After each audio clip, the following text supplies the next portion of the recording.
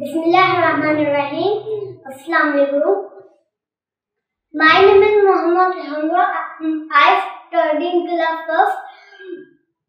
I am a Indian Muslim. I am 6 years old. My father's name is Mr. Imtiaz. My mother's name is Mrs. Asma. I have a brother and a sister. Alhamdulillah, I am fine. Thank you.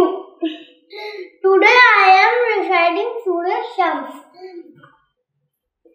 A'udhu billahi minash shaitanir rajim.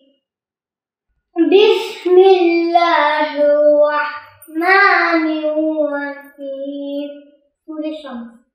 وَالشَّمْسِ وَضُحَاهَا وَالْقَمَرِ إِذَا تَلَاهَا وَالنَّهَارِ إِذَا جَلَّاهَا وَاللَّيْلِ إِذَا يَغْشَاهَا وَالسَّمَاءِ وَمَا بَنَاهَا وَالْأَرْضِ وَمَا طَحَاهَا وَنَفْسٍ وَمَا سَوَّاهَا فَأَلْهَمَهَا فُجُورَهَا وَتَقْوَاهَا قَدْ أَفْلَحَ مَن زَكَّاهَا وَقَدْ خَابَ مَن دَسَّاهَا كَذَّبَتْ ثَمُودُ بِطَغْوَاهَا إِذِ انبَعَثَ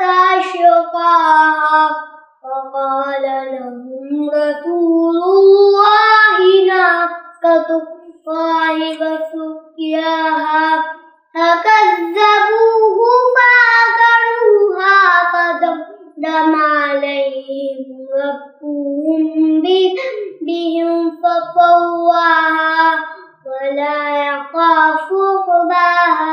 Assalamu alaikum.